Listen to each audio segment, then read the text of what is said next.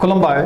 बेयो बड'लेण्ड इंखं टेलिभिजन दिनै 18 जानुवारि 2023 बुधबार खालि सानसेनि बरादखौ नोंथांमोननि खाथियाव लाबोदों आं सदानन्द दैमारिया।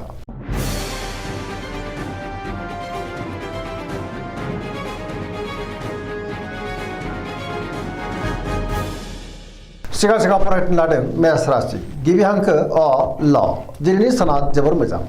गोसोखौ दिनै जोबोर गोजोननाय मोनगोन मावनो लानाय खामानिखौ थि समावनो आरो गोरलैयैनो मावफुंनो हागोन देहाया दिनै मोजाङै थागोन सोरबा लोगोनिफ्राय मोजां खौरां फैनोबो हागौ रांखावरियाव मोजां बेफार फालांगियावबो जोबोर मोजां होनजायो आयाबो दिनै बांनो हागौ सोरबा लोगोनिफ्राय थोजासे हेफाजाबबो मोनगोन न'खराव दिनै अनलायनाय फैगोन बिमा बिफानि अननाय आरोफोरखौ दिनै मोननो हागोन गुबुनजों मोजां सोमोन्दो लाखिनोबो रोंगोन गोसोनि बोलोआ बांनो हागौ समाजाव गोबां मान मोननो हागोन सेंग्रा सिख्लाफ्रा जोबोर रमान्टिक जागोन आरो गावबा गावनि गोसोनि साननायखौ फोरमायलायनोबो हागोन फरायसाफ्रा दिनै फरायनायाव गोसो दुंखांगोन पजिटिभ एनार्जिनि गोहोमबो गोग्लैनो हागौ धोरोमारि बिथिङावबो गोसो दुंखांगोन। वृष राशि गिबि हांखो इ उ ब दिनैनि साना जोबोर मोजां जेरावबो जाफुंसारगोन गोसोखौ दिनै जोबोर गोजोननाय मोनगोन गोसोनि बोलोआ बांगोन मावनो लानाय खामानिखौ थि समावनो आरो गोरलैयैनो मावफुंनोबो हागोन सोरबा लोगोजों बाख्नाय जानोबो हागौ गोसोनि साननायफ्रा दिनै मोगथाङाव जाफुंनोबो हागौ पजिटिभ साननो रोंगोन रांखावरियाव दिनै जोबोर मोजां गोबां धोन आरजिनोबो हागोन बेफार फालांगियावबो जोबोर मोजां मुलाम्फा मोनगोन आयाबो दिनै बांनो हागौ न'खराव बिदा फंबायनिफ्राय थोजासे हेफाजाब मोनगोन देहाया दिनै मोजाङैनो थागोन गुबुननिफ्राय थोजासे हेफाजाब मोननो हागौ जायखि खामानि मावा मानो दिनै मोनफ्रोमबो खामानिखौनो मावफुंलांनो हागोन सिगांनि बबेबा आद्रा खामानियाबो दिनै मावफुंजानो हागौ गोसोनि साननायफ्रा मोगथाङाव जाफुंगोन पजिटिभ एनार्जिनि गोहोम गोग्लैनोबो हागौ लाइमोनफ्रा दिनै जोबोर रमान्टिक जागोन आरो गोसोनि साननायखौ फोरमायलायनोबो हागोन। मिथुन राशि गिबि हांखो क स दिनैनि साना मोजां आरो गाज्रिनि गेजेरजों बाबेरलांगोन गोसोआव दिनै गोनो गोथो साननाय फैनोबो हागौ गोथों आरो गोग्गो साननो रोंनाय नङा नेगेटिभ एनार्जिनि गोहोमबो गोग्लैनो हागौ सांग्रां जानाया गाहाम गियाननि आंखालबो जानो हागौ नेगेटिभ साननाय फैगोन गोसोखौ दिनै जोबोर गुलाय गुजाय मोनगोन देहाया मोजाङै थागोन अब्लाबो नाथाय जानाय लोंनायाव सांग्रां जानांगोन रांखावरियाव दिनै बारा मोजां नङा आयनिख्रुइ खरसायासो बांसिन जानोबो हागौ बेफार फालांगियावबो बारा मोजां नङा होनजायो गोबां खहा जानांनो हागौ समाजाव नाथाय मान मोनगोन मावनो लानाय खामानिखौ मावफुंनो गोब्राब जागोन माबा नङा माबा मोनसे गोरोन्थि जालांनोबो हागौ सोरबा लोगोनिफ्राय हेफाजाब लानांगोन सोरजोंबा नाथाय रायखोमा जानोबो हागौ सांग्रां जानाया गाहाम गुबुनजों मोजां सोमोन्दो लाखिनो गोब्राब जागोन नेगेटिभ एनार्जिनि गोहोम गोग्लैगोन। कर्कट राशि गिबि हांखो ड ह दिनैनि साना जोबोर मोजां गोसोखौ दिनै जोबोर गोजोननाय मोनगोन बहाबा थाङोब्ला दिनै जोबोर मोजां आरो मोजाङैनो हान्थिनोबो हागोन सोरबा लोगोजों बाख्नाय जानोबो हागौ गोसोनि साननायफ्रा दिनै जाफुंनोबो हागौ गोसोआव पजिटिभ साननायबो फैगोन मावनो लानाय खामानिखौ थि समावनो आरो गोरलैयैनो मावफुंनोबो हागोन गियाननि आंखाल जानाय नङा पजिटिभ साननो रोंगोन रांखावरियाव मोजां बेफार फालांगियावबो जोबोर मोजां होनजायो न'खराव बिसि फिसायनि गेजेराव अननानै फैगोन देहाया दिनै मोजाङैनो थागोन गुबुनजों मोजां सोमोन्दो लाखिनानै गोसोआ दिनै जोबोर खुसि जागोन न'खराव बिमा बिफानि अननायफोरखौ मोननो हागौ समाजावबो मान मोनगोन फरायसाफ्रा दिनै फरायनायाव गोसो दुंखांगोन आरो मोजां फिथाइ मोनगोन गुबुनजों दिनै मोजां सोमोन्दो लाखिनोबो रोंगोन आरो पजिटिभ एनार्जिनि गोहोम गोग्लैगोन।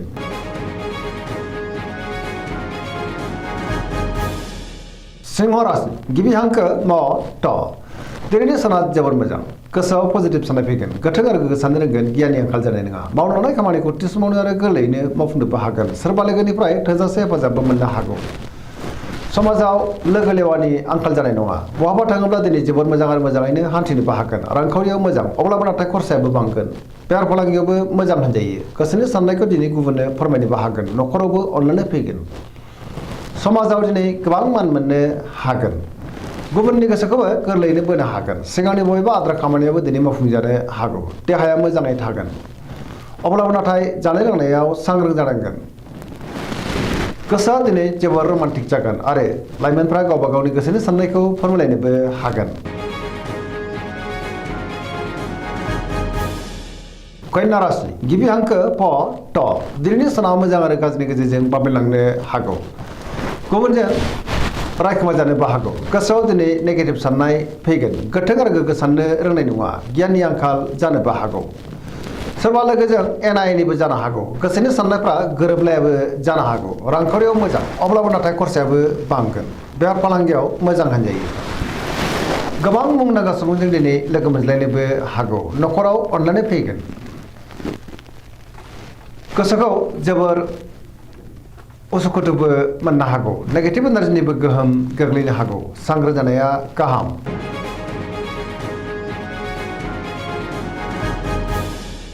तुला राशि गिबि हांखो र ट दिनैनि साना जोबोर मोजां सोरबा लोगोनिफ्राय थोजासे हेफाजाब मोननो हागौ गोबां रोखोमनि जेंनाखौ दिनै सुस्रांनो हागोन गियाननि आंखाल जानाय नङा सिगांनि बबेबा आद्रा खामानिया दिनै मावफुंजागोन गोसोनि साननायफ्रा जाफुंनो हागौ मावनो लानाय खामानिखौ थि समावनो आरो गोरलैयैनो मावफुंनोबो हागोन देहाया मोजाङै थागोन रांखावरियाव जोबोर मोजां गोबां धोन आरजिनोबो हागोन न'खराव दिनै बिसि फिसायनि गेजेराव अनलायनाय फैगोन समाजाव मान मोनगोन बेफार फालांगियाव जोबोर मोजां मुलाम्फा मोननो हागौ गुबुननि गोसोखौ गोरलैयैनो बोनोबो हागोन सोरबा लोगोनिफ्राय थोजासे हेफाजाबबो मोननो हागौ गोदान थांखि लानो रोंगोन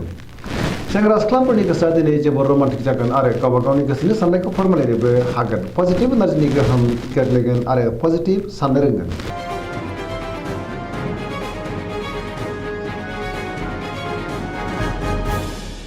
वृश्चिक राशि गिबि हांखो न स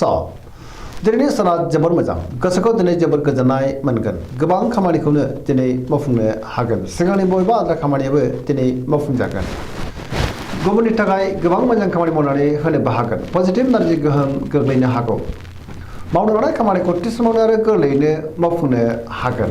सोरजोंबा बाख्नाय जागोन गुबुननिफ्राय थोजासे हेफाजाबबो मोननो हागौ गोसोनि साननायफ्राबो दिनै जाफुंगोन गोसोआव बोलोआ बांनो हागौ समाजाव बयजोंबो मान होजागोन न'खराव बिसि फिसायनि गेजेराव अनलायनाय फैगोन रांखावरियाव मोजां अब्लाबो नाथाय खरसायाबो बांगोन बेफार फालांगियाव मोजां होनजायो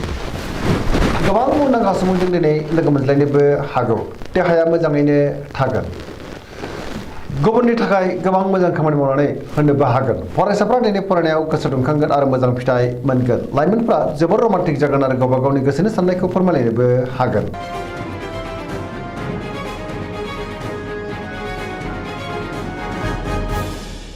धनु राशि गिबि हांखो ढ फ भ दिनैनि साना जोबोर मोजां गोसोआव दिनै बोलो बांगोन गोसोनि बोलोआबो बांनो हागौ मावनो लानाय खामानिखौ थि समावनो आरो गोरलैयैनो मावफुंनोबो हागोन सोरबा गोदान सुबुंजों बहाबा लोगो मोनज्लायगोन गोसोनि साननायफ्रा दिनै मोगथाङाव जाफुंनो हागौ रांखावरियाव मोजां अब्लाबो नाथाय खरसायाबो बांगोन बेफार फालांगियाव दिनै जोबोर मोजां मुलाम्फा मोननो हागौ समाजाव मान मोनगोन बहाबा हान्थियोब्ला दिनै जोबोर मोजां आरो मोजाङैनो हान्थिनोबो हागोन देहायाबो दिनै मोजाङैनो थागोन न'खराव अनलायनाय फैगोन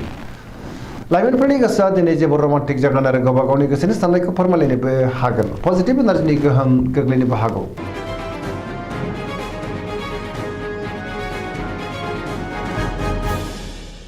मकर राशि गिबि हांखो ख ज दिनैनि साना जोबोर मोजां गोसोनि साननायफ्रा मोगथाङाव जाफुंगोन गोसोआव दिनै पजिटिभ साननाय फैगोन गोथों आरो गोग्गो साननो रोंगोन गियाननि आंखाल जानाय नङा मावनो लानाय खामानिखौ थि समावनो आरो गोरलैयैनो मावफुंनोबो हागोन रांखावरियाव मोजां अब्लाबो नाथाय खरसायाबो बांगोन बेफार फालांगियाव मोजां होनजायो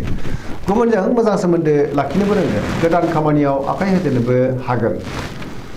बिदा फंबायनिफ्राय थोजासे हेफाजाब मोननो हागौ सेंग्रा सिख्लाफ्रा दिनै जोबोर रमान्टिक जागोन आरो गावबा गावनि गोसोनि साननायखौ फोरमायलायनोबो हागोन फरायसाफ्रा दिनै फरायनायाव गोसो दुंखांगोन आरो मोजां फिथाइ मोनगोन पजिटिभ एनार्जिनि गोहोम गोग्लैगोन आरो पजिटिभ साननो रोंगोन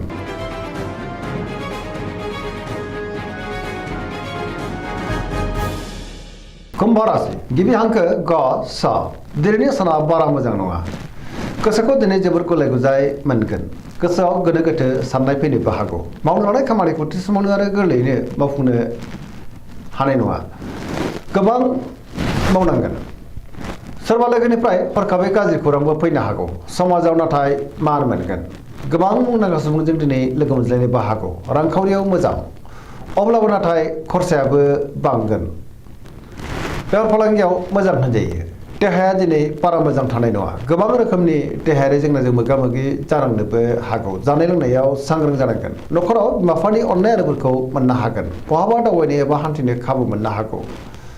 अब्लाबो नाथाय लामा सामायाव सांग्रां जानांगोन नेगेटिभ एनार्जिनि गोहोमबो गोग्लैनो हागौ।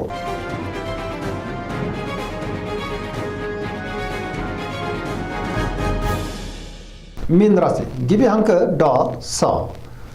दिनैनि साना जोबोर मोजां गुबुननि थाखाय गोबां मोजां खामानि मावनानै होनोबो हागोन गोसोआव दिनै पजिटिभ साननाय फैगोन गोथों आरो गोग्गो साननो रोंगोन गियाननि आंखाल जानाय नङा गावनि गोसोनि साननायखौ दिनै गुबुननो फोरमायनोबो हागोन देहाया मोजाङै थागोन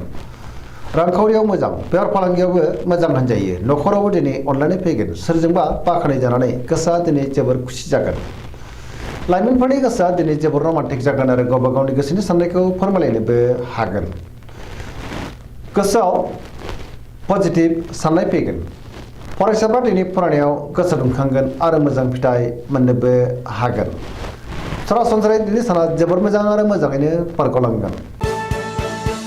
दिनैनि राशि फरायनाया एसेनोसै जोबनायाव बेखौनो खावलायो जाहाथे नोंथांमोना सानफ्रोमबो जोंनि बे बड'लेण्ड इंखं टेलिभिजनखौ नायबाय थायो आरो साबस्क्राइब खालामो लोगोसे लाइक खालामो आरो शेयार खालामो एसेनोसै गोजोन्थों।